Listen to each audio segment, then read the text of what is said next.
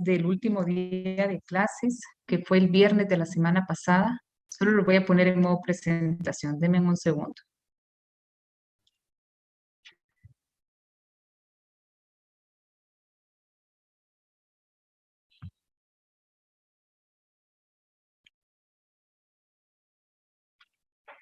Oh, déjenme ver una cosa.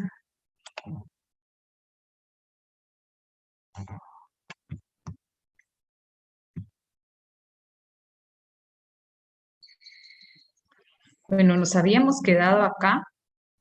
Estábamos viendo la metamorfosis de los insectos. Yo creo que el tema de exuvia, por lo que me he dado cuenta en las prácticas, exuvia y muda está bastante claro.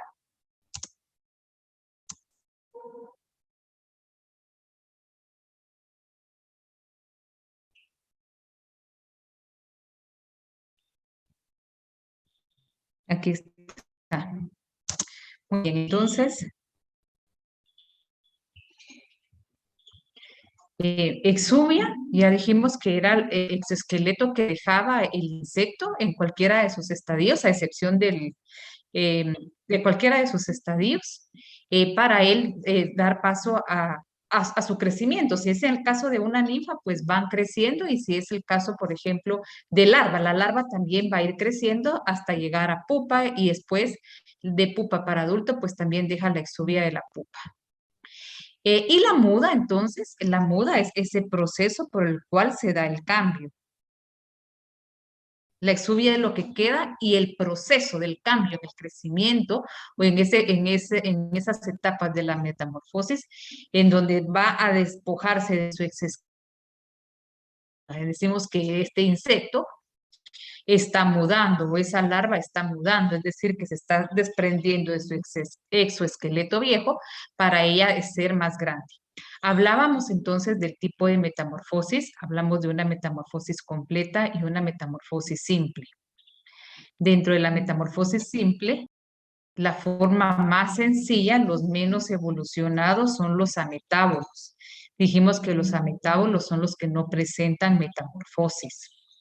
Luego tenemos, esta es una clasificación antigua, pero que en algún momento ustedes sí lo pueden encontrar en la literatura, los hemimetábolos y los paurometábolos. La diferencia de ellos dos es únicamente que su estadio inmaduro, que sería en este caso la ninfa, va a ser llamada diferente si está en agua, náyade, y si es terrestre, ninfa. En la clasificación actual ya metábolo, sino que para los dos casos se utiliza hemimetábolo, que está aquí con rojo. Pero sí, se sigue utilizando ese estadio inmaduro si son ninfas y si son acuáticos nay. Entonces ellos pasan por huevo acuático, estadio adulto. Ellos decimos que son exopterigota porque el desarrollo de sus alas es en la parte exterior del cuerpo. Están expuestas las alas, el desarrollo de las alas a- a la- al ambiente. Ellas, conforme la ninfa va creciendo, va a ir desarrollando sus alas paulatinamente. ¿Y cómo se hace ese crecimiento de la ninfa?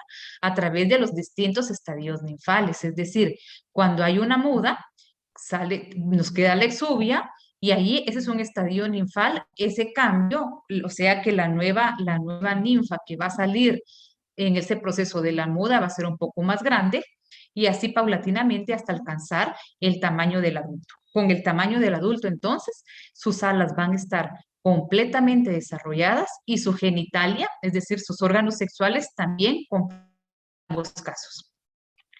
En el ametábolo, entonces, van a pasar por huevo.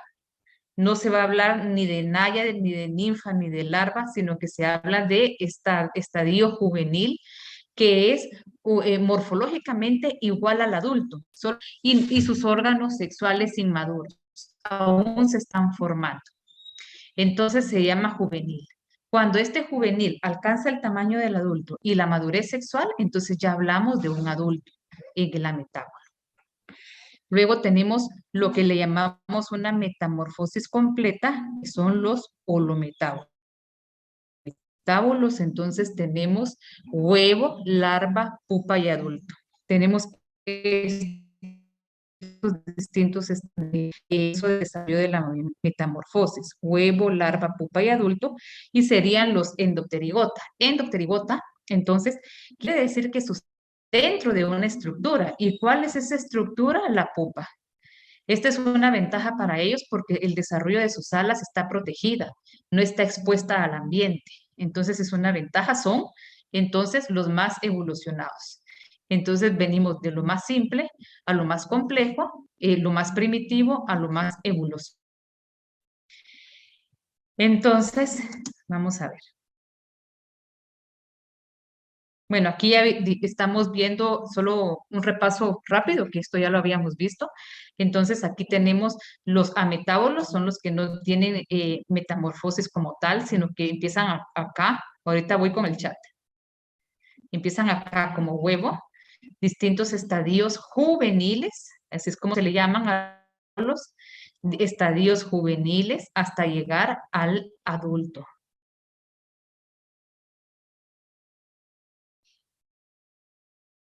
Es náyade, N-A-Y. Voy a ver si lo puedo escribir en el chat para todos. Vamos a ver.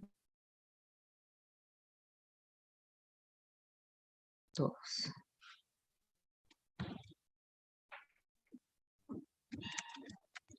No sé si todos pueden ver lo que escribí. No, no lo pueden ver todos.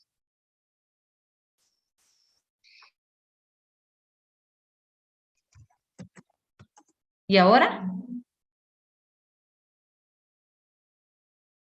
Sí, muy bien. Esa es la palabra náyade, que sería entonces, digámoslo así, la ninfa, pero como es acuática, entonces se llama náyade. Muy bien. Entonces, como les decía, tenemos huevo, distintos estadios juveniles, que son, ya bien, conforme cuando pasa a este tamaño, entonces va a dejar su exoesqueleto y va entonces a surgir un insecto más grande, que sería este. Para que este pase a este tamaño, lo mismo, se va a dar la muda, deja su exoesqueleto, que sería la exuvia, y lo que sale va a ser este insecto más grande. Y así. Entonces estaríamos hablando que tenemos 1, 2, 3, 4 y 5 estadios juveniles.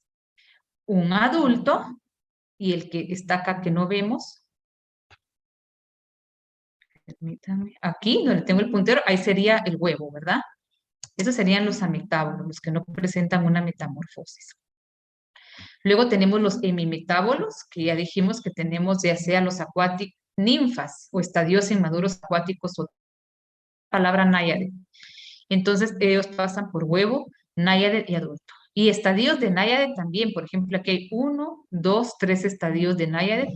Quiere decir que aquí se da la muda. Para pasar de este para este hay una muda, de este para este hay otra muda, y de este para este hay otra muda. Y si hay una muda, quiere decir forzosamente que voy a tener también una exuvia. Entonces luego tenemos el adulto con sus órganos sexuales maduros, el objetivo primordial de él es el ovipositar, el perpetuar la especie, ¿verdad?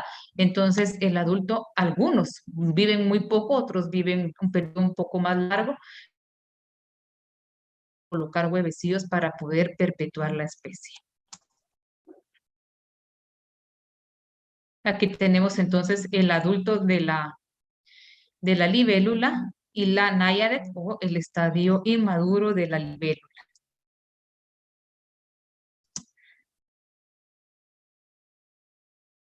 Ahora veamos acá. Luego, siempre dentro de los hemimetábolos, que antes eran llamados paurometábola, por eso, o paurometábolo, por eso está entre paréntesis. Entonces, estos hemimetábolos, em, todo su desarrollo, empezamos con huevo, es 1, 2, 3, 4 estadios ninfales, y conforme ellos, para poder ir creciendo, lo mismo, ¿verdad? Se va por el proceso una muda, una exuvia, obviamente, hasta llegar al estado adulto. El adulto, entonces dijimos, alas, si son alados, porque hay quienes pues no presentan alas completamente desarrolladas, que su ala vendría siendo toda esta. ¿Qué tipo de ala es esta? Ahorita voy con el chat. ¿Qué tipo de ala es esta?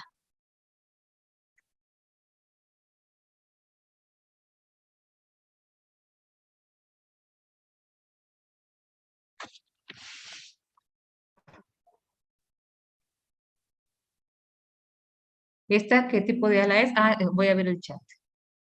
Hemiélitro, muy bien. Ese no es hemiélitro.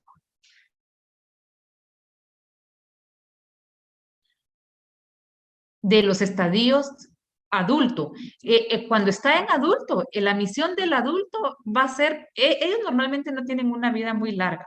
La misión del adulto es colocar huevecillos para poder perpetuar la especie. Ese es el objetivo. Incluso hay adultos que viven solo un día, por ejemplo, porque ese es el objetivo de ellos, poder el apareamiento y colocar huevecillos.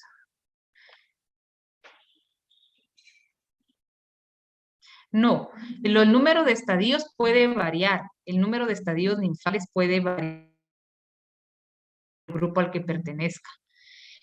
Acá, lo que estamos viendo, regresando al tema de las alas, aquí tengo esta ala que viene para acá, esta viene aquí, y esta parte que se ve aquí más verde, esa es la parte membranosa del ala, o esta viene para acá, y vendría todo, por donde estoy pasando el puntero, digamos que estoy delineando el ala. Esta es la parte dura y la parte membranosa es un hemiélitro. Entonces, en este caso, en este caso de las ninfas, ellas normalmente comparten el mismo hábitat que el adulto. El adulto vive en una planta, se alimenta de esta planta y sus estadios ninfales también se alimentan de esa misma planta. A diferencia del náyade, que en ellas sí comparten dos mundos distintos, por así decirlo, dos ecosistemas totalmente distintos. El náyade es acuático y el adulto por lo regular va a ser un adulto que va a poder volar, ¿verdad? Terrestres, digámoslo así.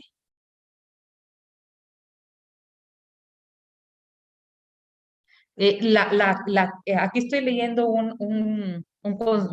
¿qué? Un mensaje que dice que si el paurometábolo es una metamorfosis gradual, tanto el paurometábolo como el hemimetábolo, pues también es conocido como gradual o incompleta, ¿verdad? ¿Por qué? Porque ellos no tienen pupa. Ellos pasan por huevo, náyade o ninfa y adulto. En cambio, la hemimetábola no es completa como me lo ponen aquí en el chat. Tanto el paurometábolo como el hemimetábolo son graduales o incompletas. Y el holometábolo sí es una metamorfosis completa, que se las voy a poner a continuación. Entonces, esta es una hemimetábola que antes era conocida como paurometábola, que pasa entonces por huevo, distintos estadios ninfales hasta llegar a adulto. Todos son terrestres, comparten el mismo hábitat para vivir. En cambio, en el caso de náyade, su estadio inmaduro es acuático y el adulto terrestre, puede volar.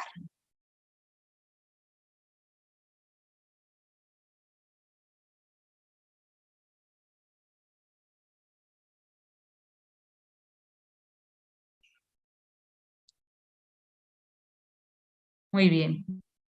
Entonces acá tenemos, por ejemplo, en el caso de la mosca blanca, tenemos el adulto, tenemos las ninfas, huevos, ninfas de adulto. Esta es pseudopupa, en realidad se llama pseudopupa porque no es una pupa verdadera, simplemente es el último estadio ninfal que ya no tiene ningún movimiento. Entonces se le conoce como pseudopupa, pero no es una pupa verdadera, porque él es un hemimetábolo, ¿verdad? Solo los holometábolos tienen una metamorfosis completa que empiezan con huevo, los distintos estadios larvales, la pupa y el adulto.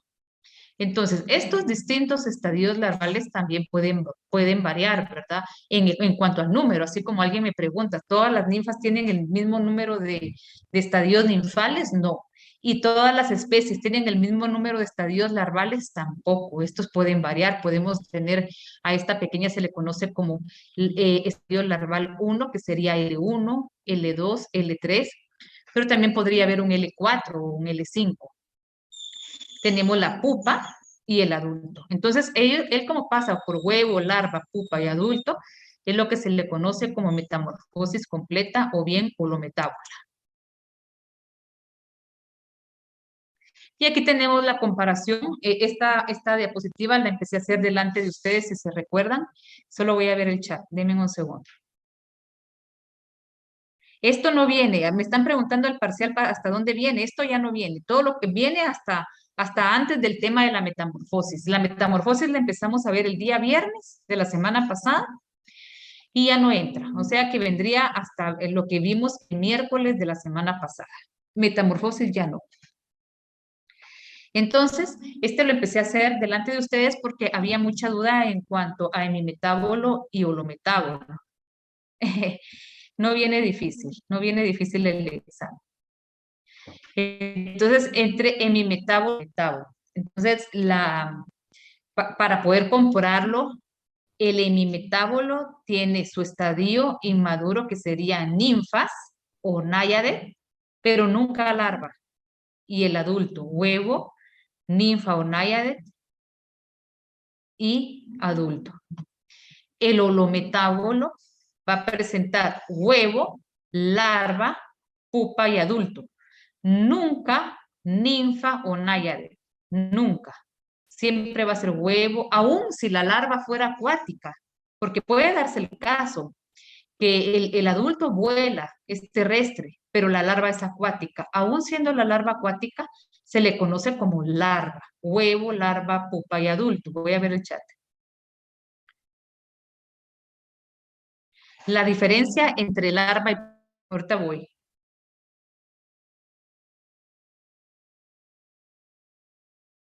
Allá, en el hemimetábulo. Bueno, aquí tengo dos preguntas. Las voy a poner aquí a un ladito. La primera pregunta dice, la diferencia entre larva y pupa.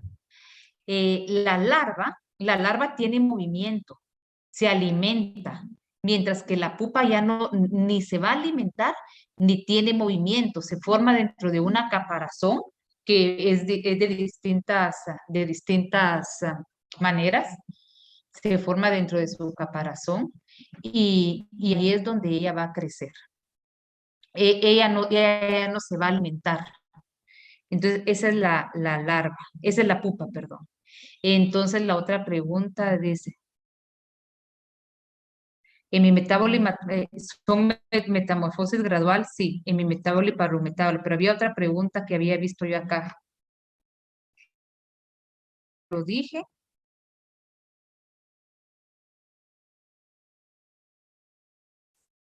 Dice el insecto. Ah, ya. Acá lo que me está preguntando es si esta parte verde más oscura es la parte membranosa del ala, exactamente. Es un hemiélitro, en donde esta parte donde estoy pasando el puntero en este momento es la parte dura y esta parte de acá es la parte membranosa. Es un hemiélitro. Muy bien, ¿estamos claros ahí? ¿Alguna otra duda?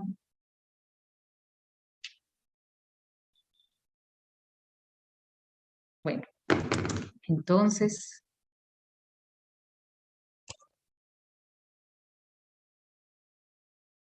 aquí podemos ver en el caso de en el caso, por ejemplo, de los holometábolos, hay algunos holometábolos, por ejemplo, este es el que habíamos visto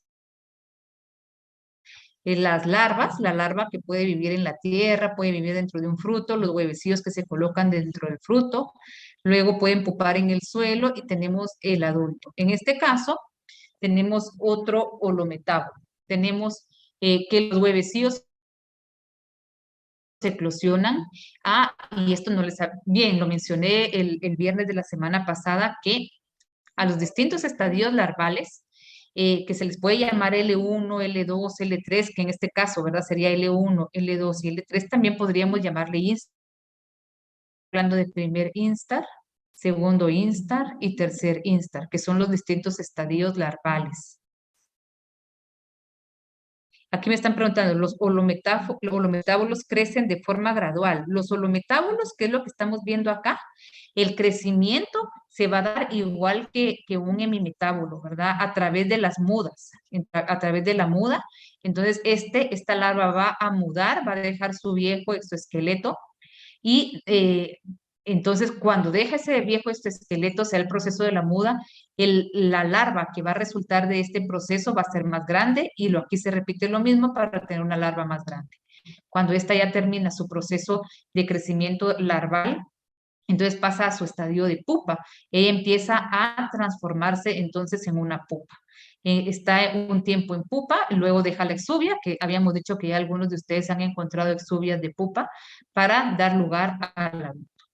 En este caso podemos ver que en el caso de los huevecillos son colocados en el suelo y las larvas crecen debajo del suelo, la pupa está debajo del suelo y el adulto ya sale a la superficie de la tierra. Entonces, como ustedes pueden ver en el holometábolo, puede darse más frecuente el caso en que el adulto esté en un ambiente o en un ecosistema y los estadios inmaduros en otro ecosistema.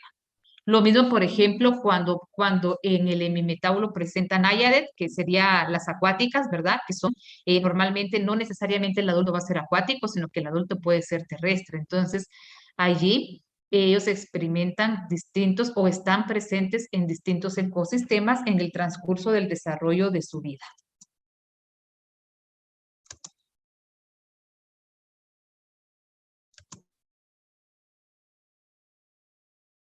Y aquí tenemos un ciclo de vida de la mariposa. Este es de la mariposa monarca, entonces ella va a colocar sus huevecillos. Esto lo hemos visto con algunos que hemos estado en la práctica cuando vimos las trampas estas que los colectan vivos, que tienen como una redecilla abajo para colectar los vivos. Entonces, precisamente para este tipo de datos nos puede servir el estudio de los insectos vivos para conocer su ciclo de vida. Tenemos por ejemplo, acá ya estudiaron el ciclo de vida de la mariposa monarca, entonces con ese estudio ya saben que el estadio de huevo o en estado de huevo dura entre 3 a 8 días. Eclosiona el huevo y tenemos las larvas. Las larvas van de 7 a 17 días. Posteriormente pasa a pupa, la pupa de 8 a 15 días y luego ya tenemos el adulto. Entonces aquí tenemos una metamorfosis completa, ¿verdad? Porque pasa por huevo, larva, pupa o adulto. Son metamorfosis completa, también llamada holometábola. Bueno, esto ya no. Entonces ahora, antes de dejar el tema de la metamorfosis, vamos a ver un video donde vamos a poder observar las metamorfosis, los distintos ecosistemas en donde estos pueden estar presentes. Vamos a ver este proceso precisamente de la muda y cuando ellos dejan la exuvia. Ahora se los comparto, me van a dar un segundo, por favor.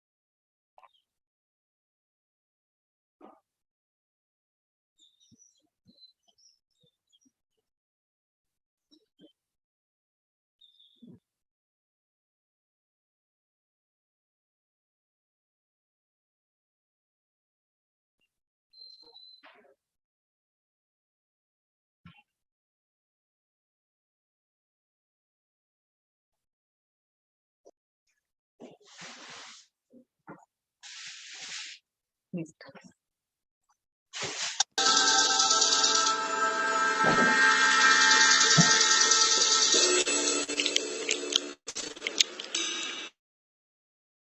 Experimentan varias formas, varios mundos y varias reencarnaciones. Cada uno de ellos atravesará un momento crucial, una transformación violenta cuando sus cuerpos revienten para dar. Aquellos que se arrastraban Volarán por el cielo. Los moradores del agua se volverán terrestres.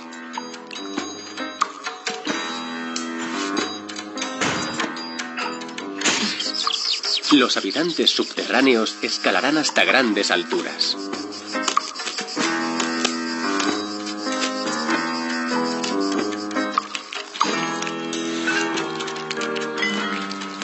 Su metamorfosis es el catalizador para un cambio de lugar, un cambio de metabolismo, un cambio de aspecto y de la manera de percibir y comprender el mundo. Para aquellos que lo experimenten, este cambio crucial se convertirá en el momento más importante de su vida. Metamorfosis.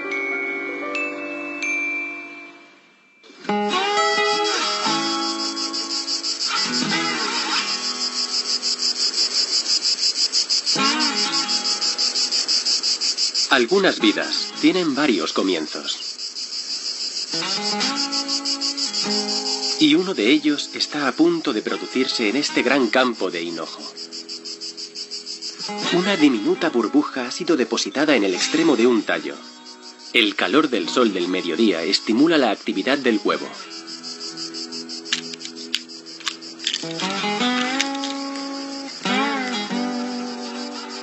Una diminuta oruga de tan solo unos pocos milímetros de longitud sale del huevo y engulle la cápsula vacía.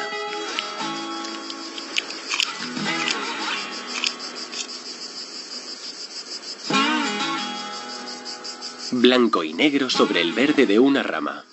La oruga no está exactamente bien camuflada. Pero se parece lo justo al excremento de un pájaro para engañar a sus depredadores.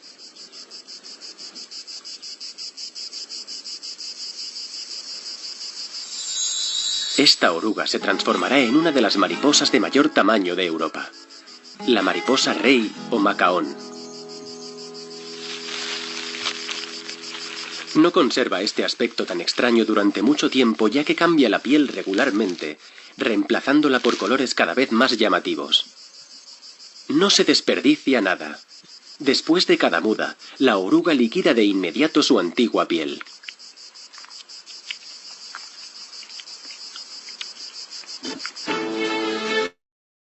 Sociable. Rápidamente se librará de cualquier otra oruga que interfiera con sus planes para alimentarse.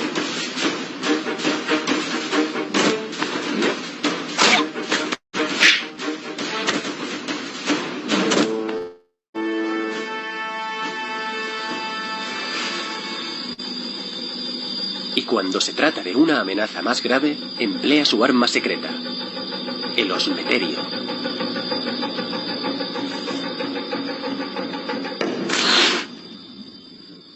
Una glándula en forma de horquilla desplegada detrás de la cabeza que emite un olor desagradable.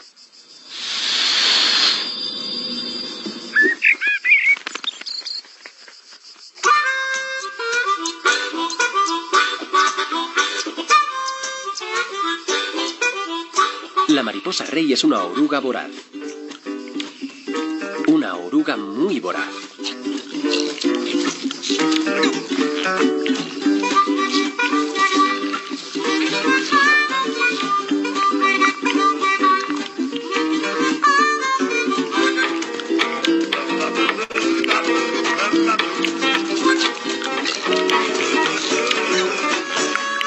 Hinojo los lunes, zanahorias silvestres los martes. En un mes su peso corporal se ha multiplicado por 1000.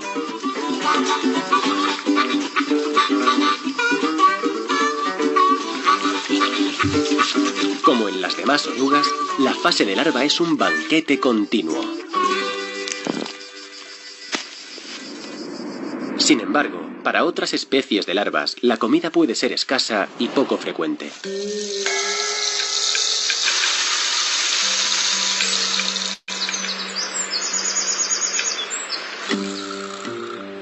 Durante miles de años, el lecho de los ríos hasta convertirlas en guijarros y después en arena cada vez más fina. el entorno ideal que busca esta extraña criatura para establecer su hogar.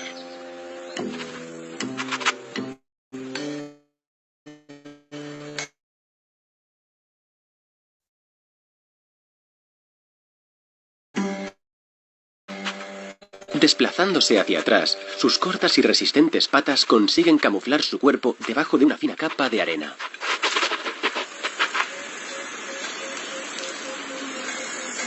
Una arena muy fina para excavar fácilmente y cobijarse cuando haga mal tiempo es el hogar ideal.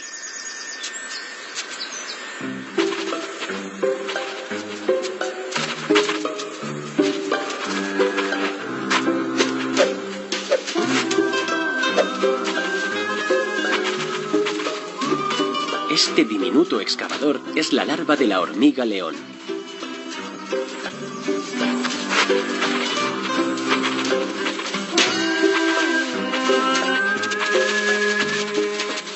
Después, la larva excava en círculos concéntricos. Con un rápido movimiento de la cabeza se libra de la arena. Y gradualmente comienza a moldear un cono perfecto cuyas paredes pueden derrumbarse al menor movimiento.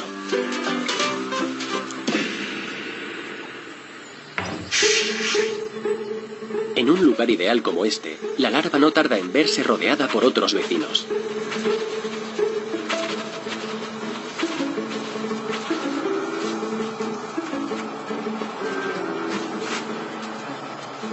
La trampa está lista.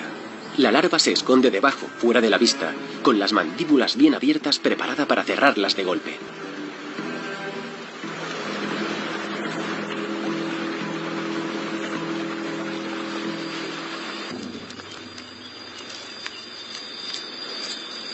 Entre la vegetación y el río, la hormiga león no tiene que esperar mucho tiempo para conseguir su presa favorita.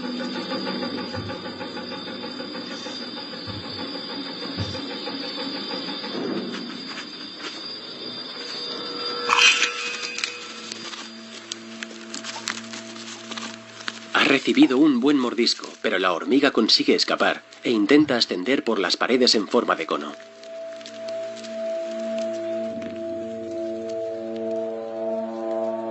Desde el fondo del hoyo, la hormiga león ataca, utilizando sus mandíbulas. Lanza arena a la hormiga para hacerle caer.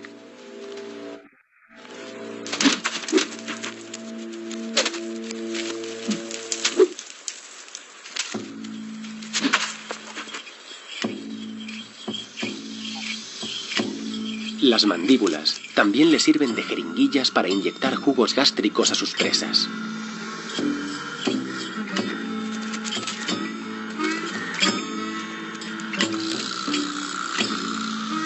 Parece que surte un rápido efecto sobre la hormiga, que se retuerce en el hoyo sin posibilidad de escapar.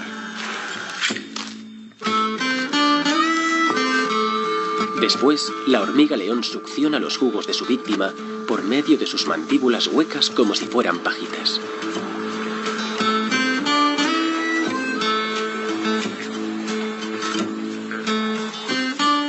Rafael Colombo es experto en neurópteros, el grupo de insectos al que pertenece la hormiga león. La hormiga león empieza siendo un huevo que la hembra deposita sobre la tierra o la arena. Después el huevo eclosiona y es igual que el de esta larva, pero mucho más pequeño. La larva empieza a comer todo lo que se cruza en su camino, todo lo que caiga en el hoyo, y no deja de crecer hasta doblar su tamaño. Y cuando ha comido lo suficiente y tiene el calor suficiente, se transforma y construye una especie de bola de tierra alrededor de sí misma, una bola de tierra y saliva. Y la metamorfosis tiene lugar dentro de esta cápsula.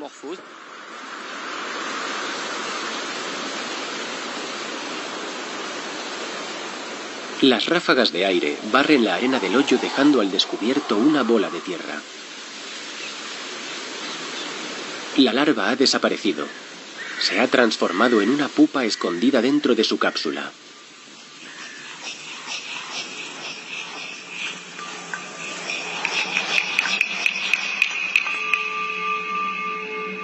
El viento, y semanas de sequía y de altas temperaturas han transformado este vasto pantano.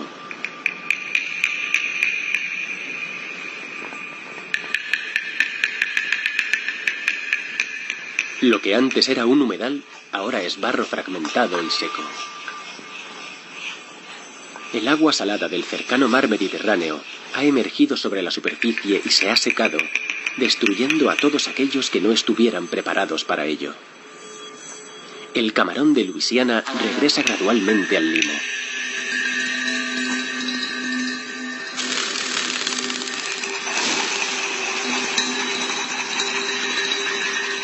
Los que pudieron marcharse ya se han ido, pero otros permanecen aquí, ocultos a la vista, aguardan su momento.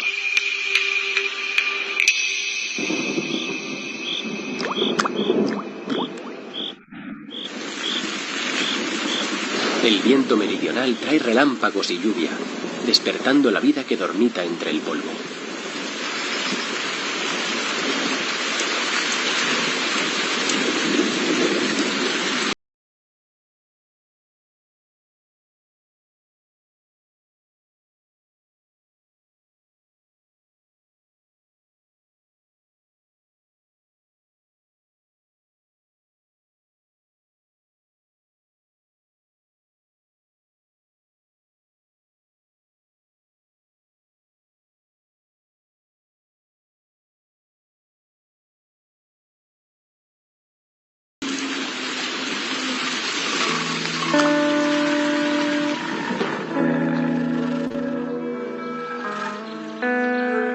En el fondo del pantano, cientos de millones de huevos de mosquito perciben el cambio.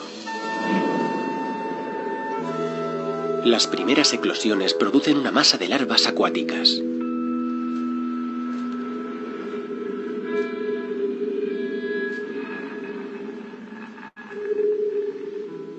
Estas larvas participan en una carrera contrarreloj, realizar su metamorfosis, ya que el pantano podría evaporarse tan rápidamente como apareció. Para ello, deben absorber tantos nutrientes como les sea posible.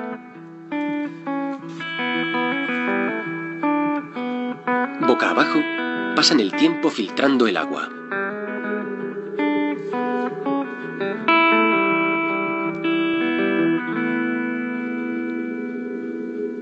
El único vínculo de la larva con el mundo exterior es a través de un órgano especial situado en el extremo de su abdomen, el sifón, que les permite respirar el aire de la superficie.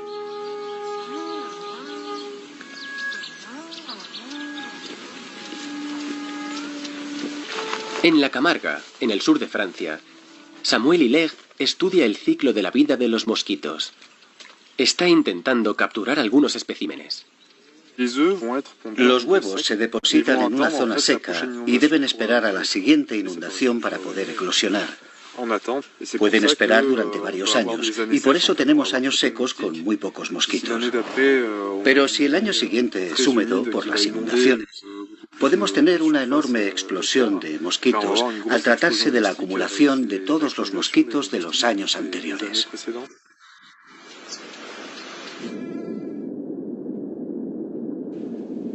Al cabo de varias semanas, la larva de mosquito cambia de forma transformándose en una pupa.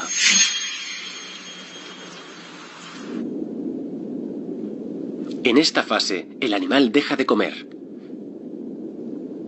Ya ha sufrido una metamorfosis. El sifón se ha transformado en dos tubos al lado de la cabeza, sus trompetas respiratorias.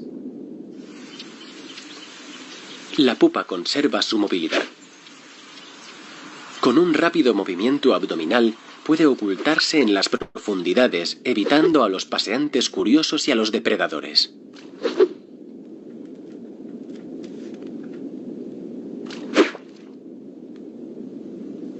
Aparecen nuevos órganos: alas, patas, antenas, ojos compuestos, todo el equipamiento necesario para vivir en el cielo.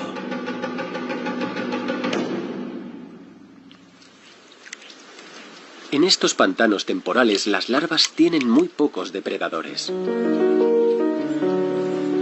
Para otras especies de larvas que habitan permanentemente los pantanos, la vida es mucho más complicada.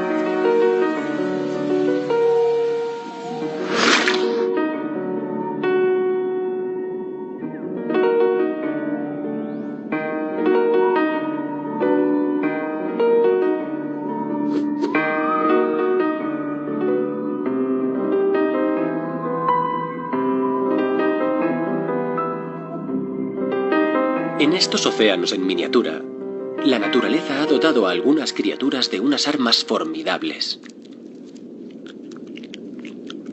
Uno de los enemigos más feroces de las larvas de mosquitos es la larva del caballito del diablo.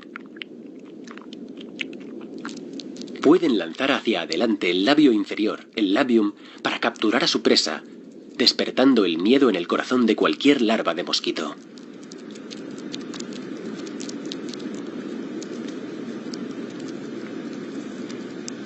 En ocasiones, el depredador de hoy puede convertirse en la víctima de mañana.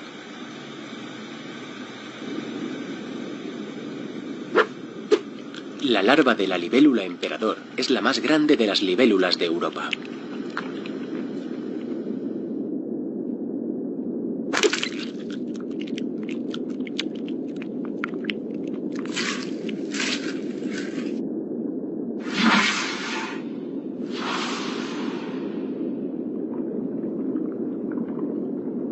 Las larvas deben sobrevivir en este entorno hostil durante varios años. A medida que crecen, su color se vuelve más oscuro.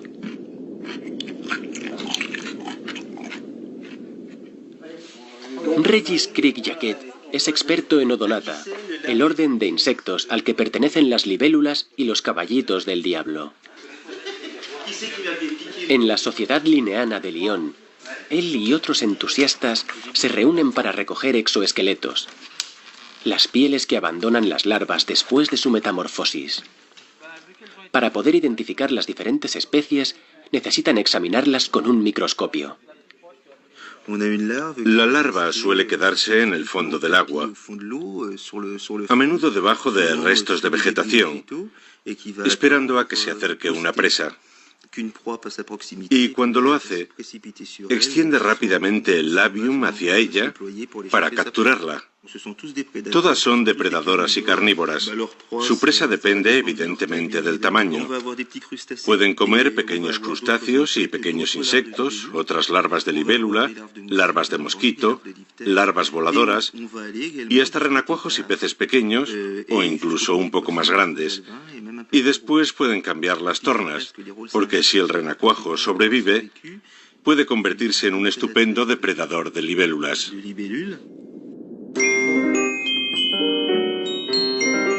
Un buen día, las larvas dejan de alimentarse y en su lugar intentan lo impensable.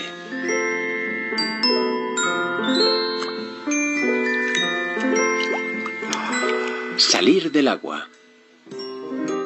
Un poderoso instinto las empuja hacia este entorno completamente nuevo. Estas larvas pasan del agua al aire.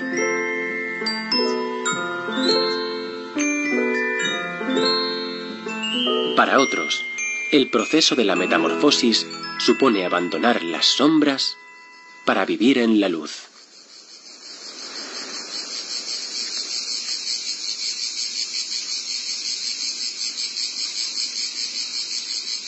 Bajo tierra, una criatura percibe un cambio en la temperatura. Después de 2 años viviendo en la oscuridad, el cálido aire señala la siguiente etapa de su vida.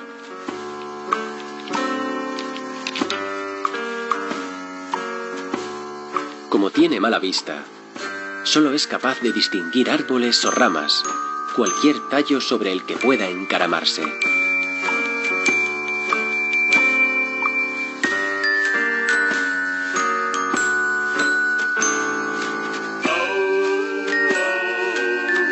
Cuando ha ascendido lo suficiente, comienza la metamorfosis.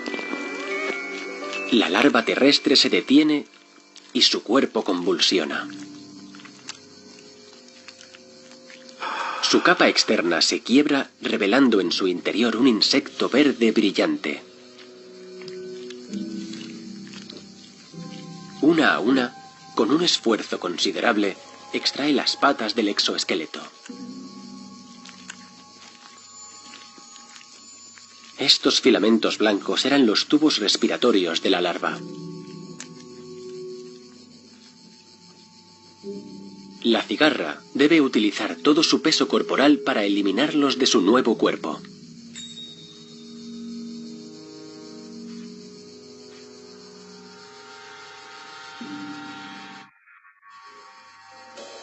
Dándose la vuelta, el abdomen sale de una vez.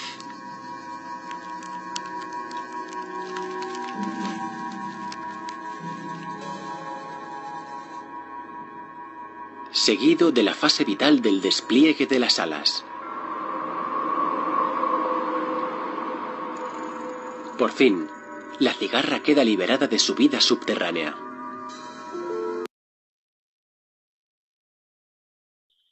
Me preguntan si la sutura se encuentra en el noto o tergo, dice. Quiero ver, déjenme ver la pregunta. Noto o tergo, que es la misma región, que es esta parte, no sé si ustedes ven la flechita, esta parte de acá. ¿Ustedes pueden ver la flecha que yo estoy usando?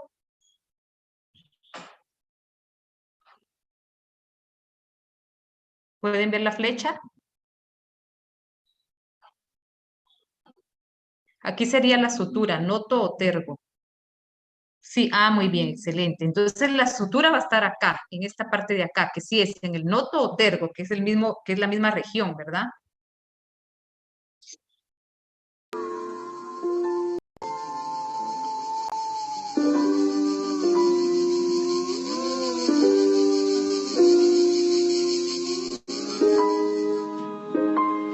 Stéphane Pissant es el responsable de las colecciones de insectos del Museo de Dijon.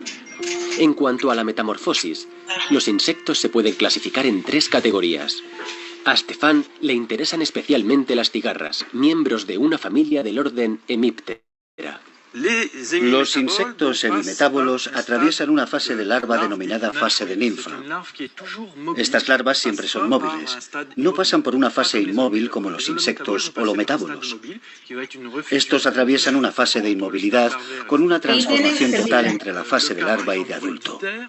Ese es el caso de las moscas, por ejemplo. Es en esta fase también cuando se produce una transformación total del animal y donde el adulto adquiere Los compuestos que me preguntaba. una forma radicalmente distinta a la larva. Finalmente, en los insectos heterometábolos, como los grillos o los saltamontes, las larvas y los adultos llevan una vida muy similar. Es solo en la fase final cuando se desarrollan las alas y los órganos sexuales. Elegir bien el sitio es fundamental. Una cigarra no se ha percatado de la mantis religiosa escondida en las hierbas de abajo. El depredador ha estado esperando la transformación de su presa antes de atrapar al tierno insecto con los ganchos de sus patas.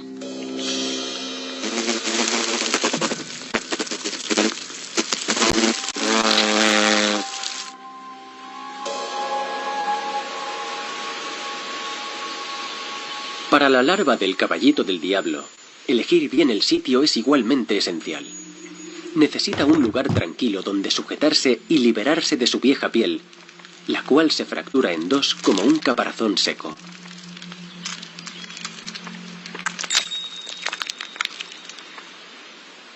La larva del caballito del diablo está totalmente concentrada en su metamorfosis. Una hormiga se aprovecha de este estado de vulnerabilidad para atacar el tórax.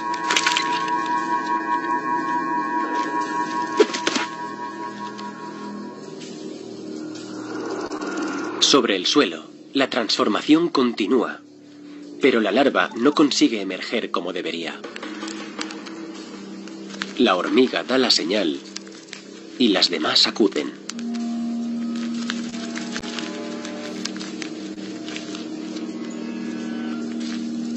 El insecto medio transformado es devorado en menos de 1 hora.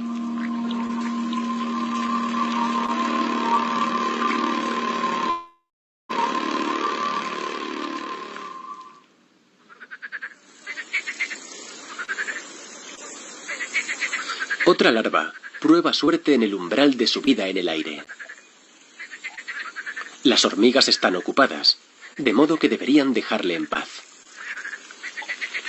La cutícula se abre, aparece la cabeza, sale la parte superior del cuerpo seguido de las patas. Pero parece que algo va mal. Tal vez se ha hecho daño al tener el cuerpo tan blando. Una gran gota de sangre de insecto le brota del cuello extendiéndose por la parte superior del cuerpo.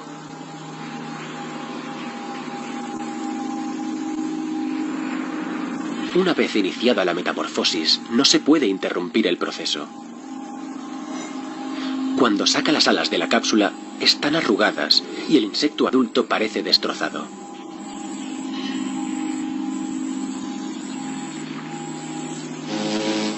Pero el caballito del diablo se agarra firmemente al tallo, permitiendo que se seque su cuerpo maltrecho.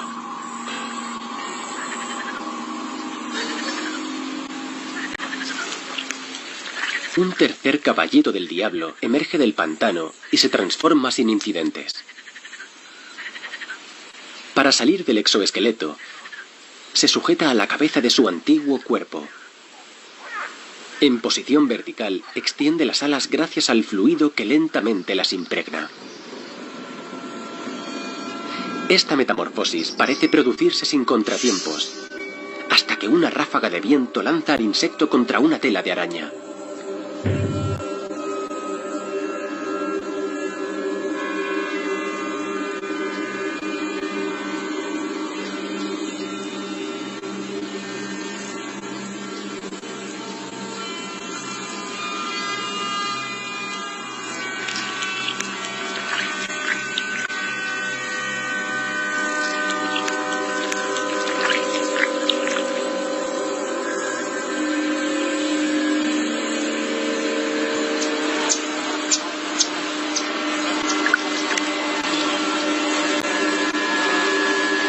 El desafortunado caballito del diablo sigue aferrado a su tallo, pero parece perder las fuerzas y se hunde más en el agua.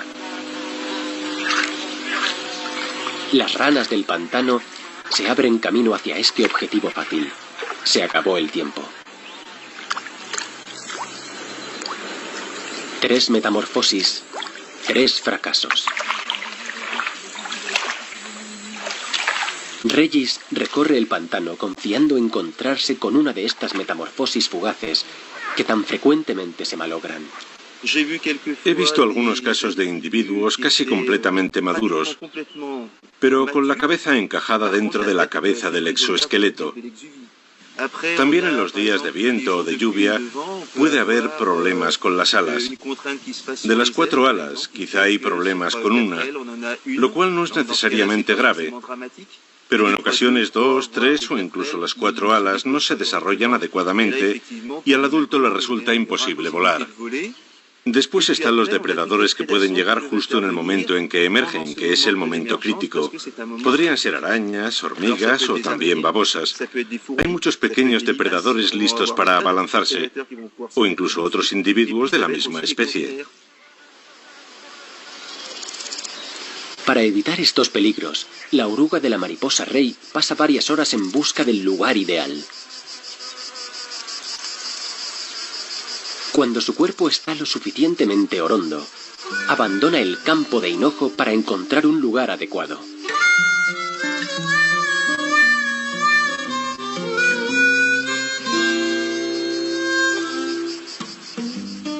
La oruga no es fácil de satisfacer y lo inspecciona todo al detalle. El lugar debe ser completamente seguro, ya que permanecerá en él durante varias semanas sin moverse. Si le atacan, no podrá escapar.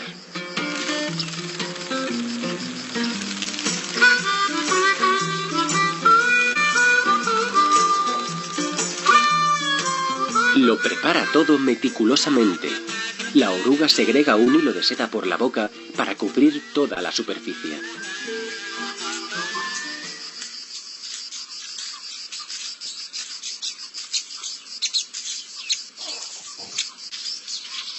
Después, agacha la cabeza y teje una cómoda almohadilla para anclar la parte trasera de su cuerpo.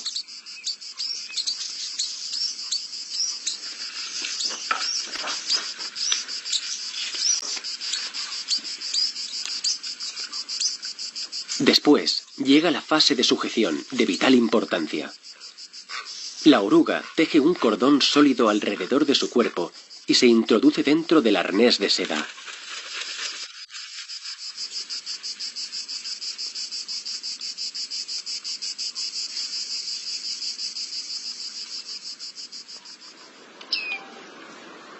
Con la puesta de sol, las criaturas diurnas dejan paso a las nocturnas.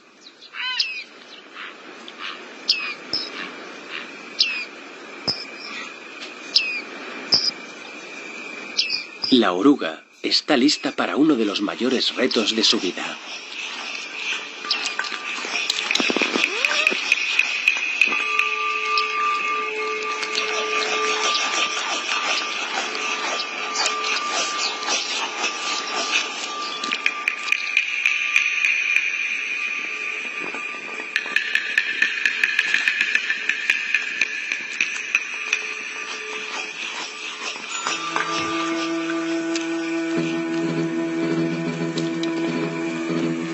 Ven que ahí la sutura también está en el noto del área de la larva, ¿verdad?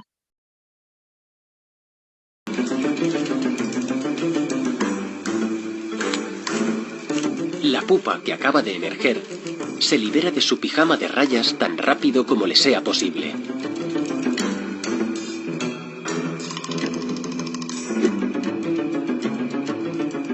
La mariposa rey está ahora en su fase de crisálida. Una cápsula impresionante donde todas las células de la oruga se reorganizarán para convertirse en un nuevo ser.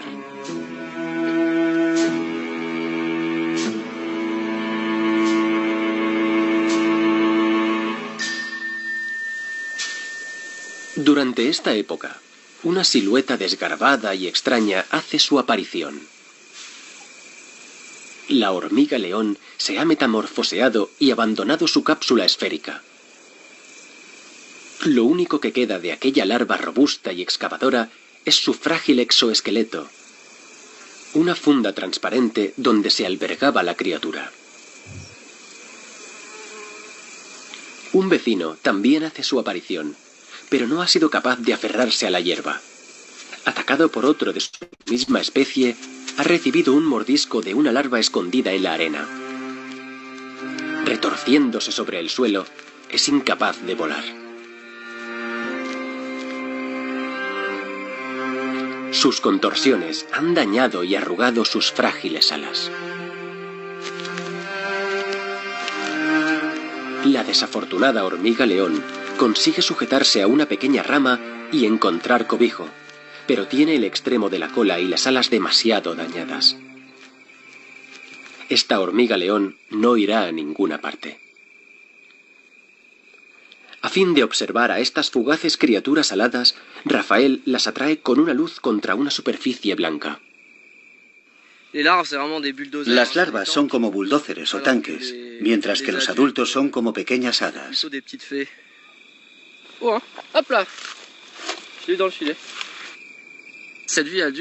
Para los adultos, la vida es una carrera contra el reloj.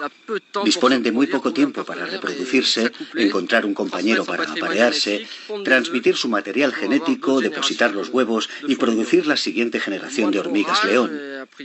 La menor tormenta les destroza la vida si no son capaces de encontrar un lugar donde ocultarse y protegerse. No les gusta nada, son muy frágiles.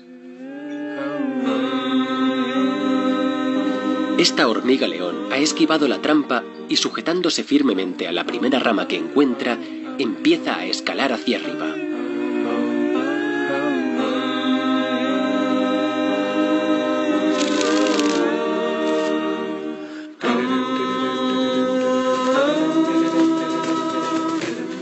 Es hora de su primer vuelo.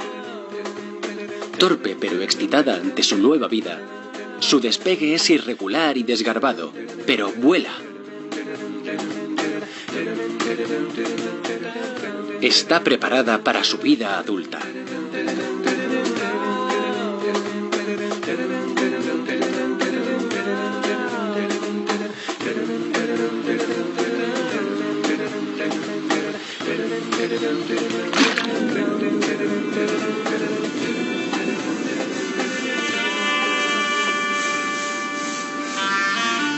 Debajo del agua, el mundo del exterior también atrae a la reina del pantano. Guiada por su instinto, espera a que llegue la noche para aproximarse a la superficie, cuando la oscuridad le hará menos vulnerable.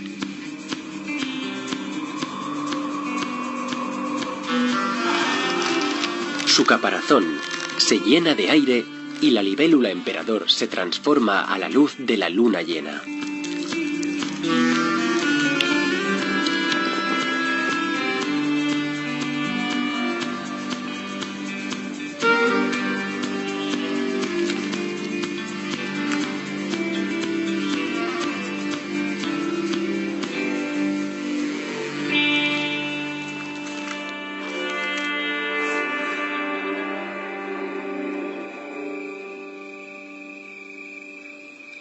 Aparece un adulto perfecto. Esta hembra espera la llegada de los primeros rayos de sol para secarse y cambiar de color. Es un proceso que puede durar varias horas, pero secarse bien es esencial.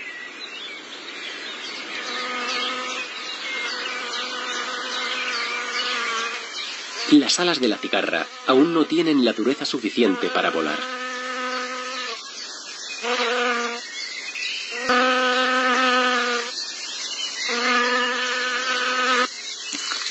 Un intruso altera este momento crítico. La avispa parece estar decidida a hacer notar su presencia.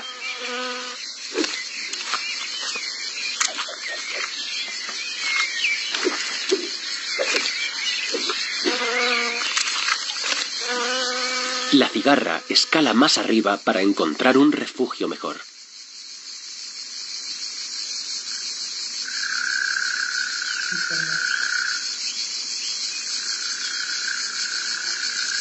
La cigarra está lista cuando su cuerpo se vuelve marrón.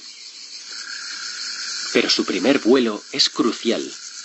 El área está llena de peligros. Las arañas tigre han tejido unas telas impresionantes.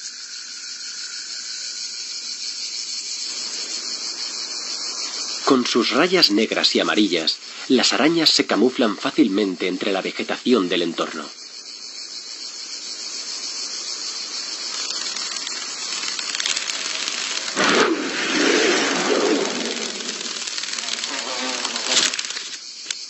Enredada en la tela de araña, la cigarra se resiste, empeorando la situación.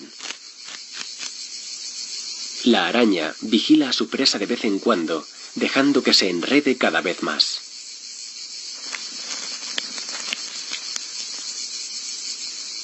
Por fortuna, esta cigarra ha visto el peligro y ha tomado la dirección contraria.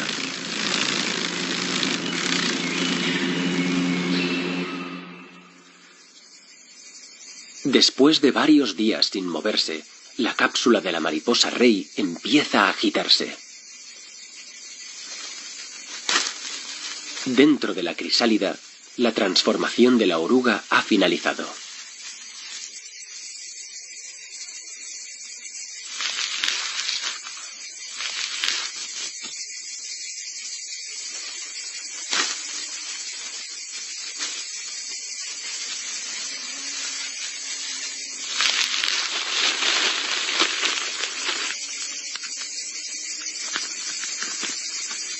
La sangre del insecto, conocida como hemolinfa, se transporta por las venas de las alas permitiendo su despliegue.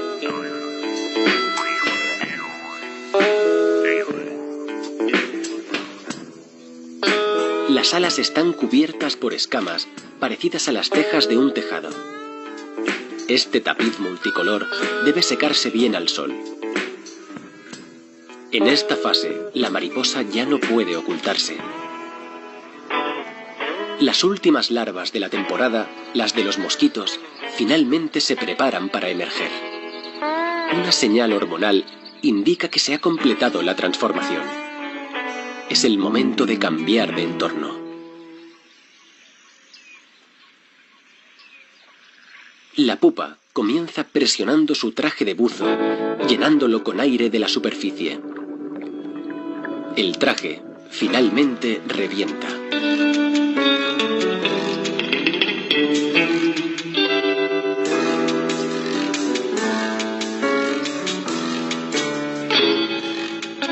Poco a poco, el mosquito se libera de su vieja piel e impulsa su cuerpo hacia arriba.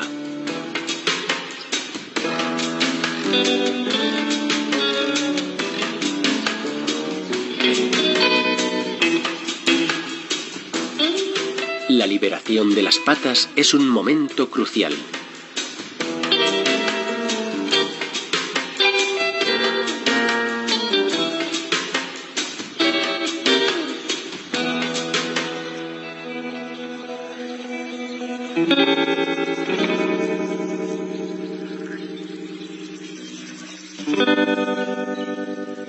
El mosquito es capaz de transformarse incluso dentro del agua. El adulto se dirige directamente hacia la superficie. Preferiría estar en tierra firme, pero también puede manejarse en el agua. La naturaleza les ha dotado de unas patas que les permiten caminar sobre la superficie del agua. Se desplaza flotando, llevado por el viento.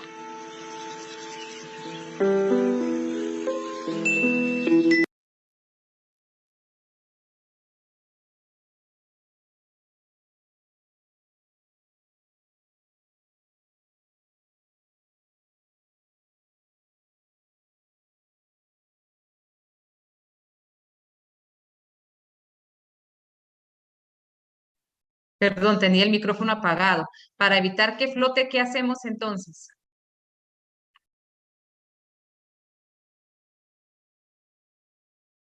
Muy bien, excelente. El agua con jabón, ¿verdad? Ahí evitamos que él, a pesar que tenga esa capacidad, no lo logre.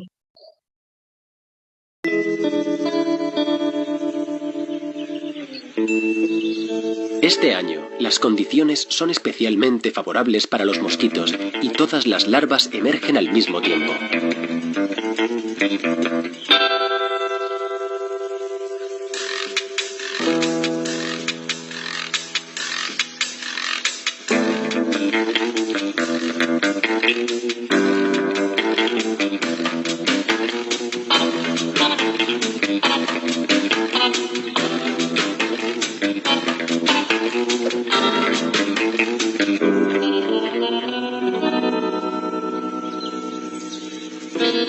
Con sus antenas peludas, la vida de este macho será fugaz. Un poco de néctar, alguna historia amorosa si tiene suerte y nada más. Pero gracias a sus finas antenas y a su afilada probóscide, la vida de la hembra será más larga y aventurera. También come néctar, pero su plato favorito es la sangre. De manera que en cuanto se le secan las alas, sale en busca de hemoglobina.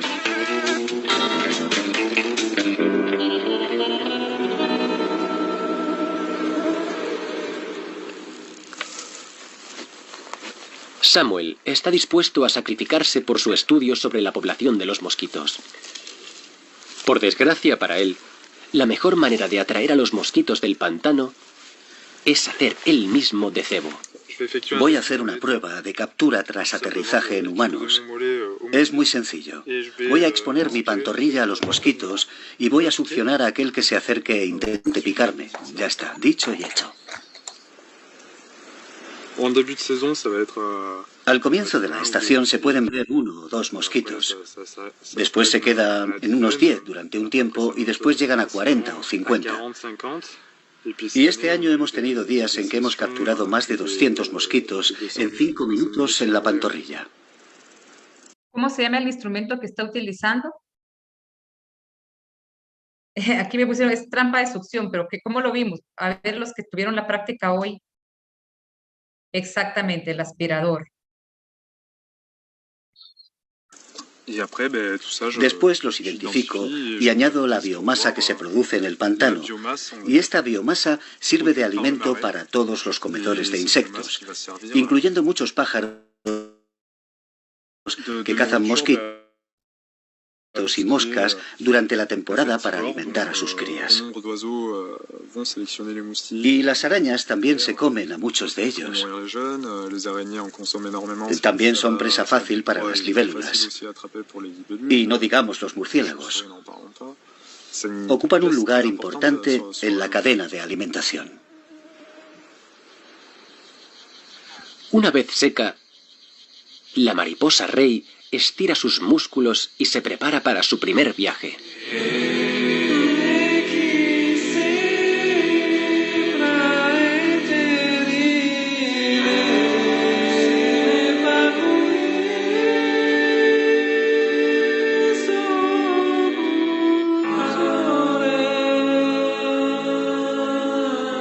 Aunque su viaje puede parecer errático, la mariposa va en busca de sus flores preferidas.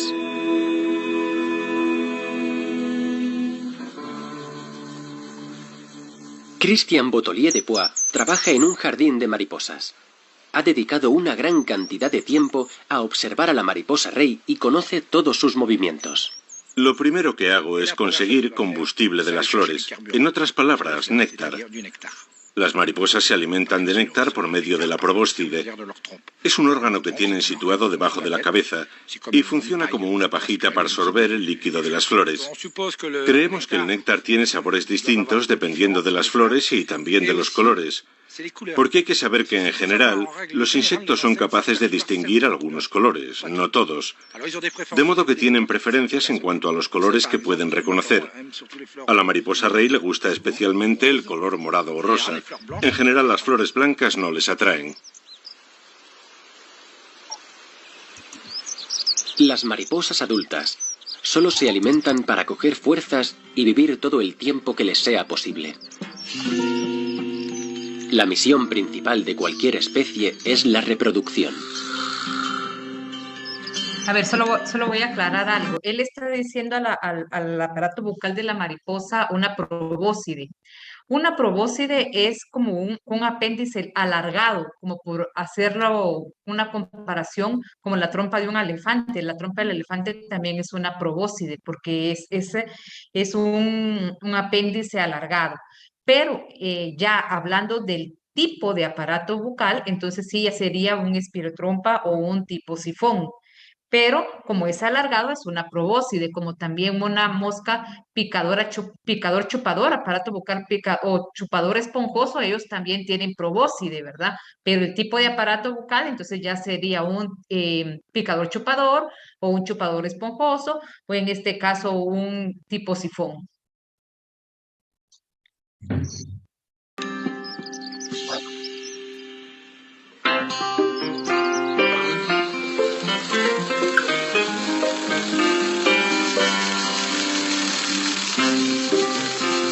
Ahora, después de pasar 2 años bajo tierra, succionando las raíces pequeñas de los árboles, la cigarra puede volar. Y lo que es más importante aún, tocar música para atraer a las hembras. Como todos los buenos músicos, este macho de cigarra ha encontrado una rama con buena acústica. Un breve ensayo y está listo para comenzar. Haciendo vibrar sus membranas rápidamente, emite un sonido conocido como canto de la cigarra.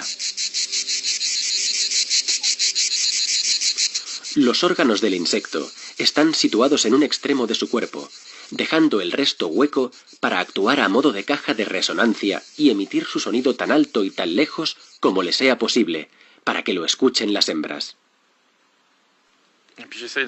Intento comprobar si hay una Cicadeta cantilatrix, pero...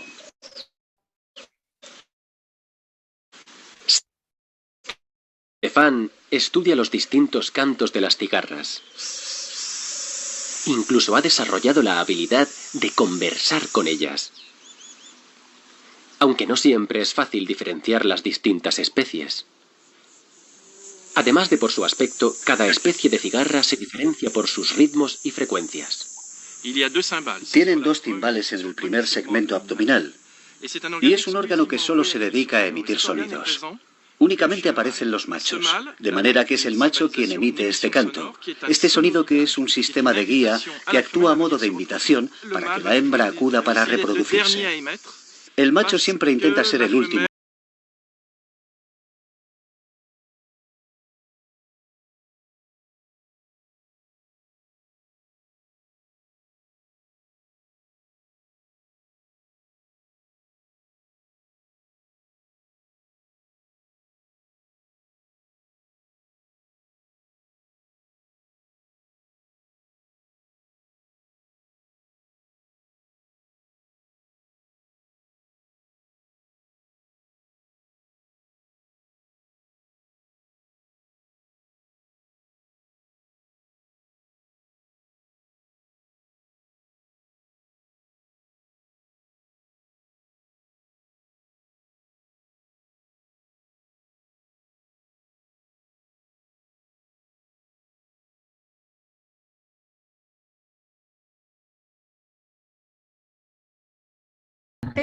conocer el tipo de metamorfosis que el insecto tiene, el tipo desde el punto de vista agrícola.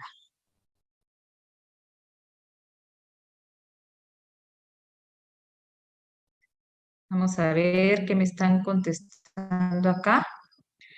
Para poder identificar, dice, permítanme, para poder seleccionar el insecticida correcto, para... este está muy interesante. El insecticida correcto está bien para saber la etapa en que ataca el cultivo, es cierto, ¿verdad? Va a haber una de sus etapas va a ser la etapa en que ésta puede atacar. Puede ser que larva, el adulto ya no. Entonces, pero no solo eso, ¿qué más? Vamos a seguir leyendo. Para poder seleccionar el insecticida correcto también está bien el momento de aplicación para identificar el crecimiento de su forma larva o ninfa, para poderla erradicar mejor, dice. Los náyades sí se pueden mover. Ahí vieron los náyades de la libélula que estuvieron nadando en el agua. Vieron cómo, y que son muy ágiles, unos grandes cazadores.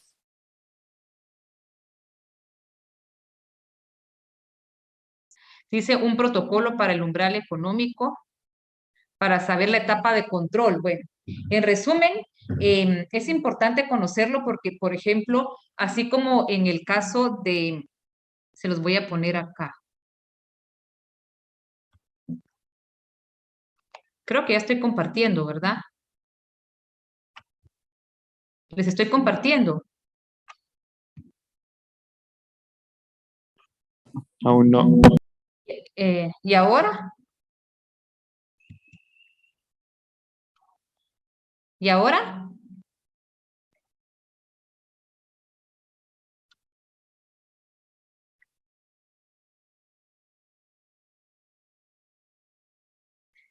Ya con esto me despido. A ver, pues, entonces vean, así como en este caso, por ejemplo, la parte importante, en la fase de su metamorfosis que hace daño es larva.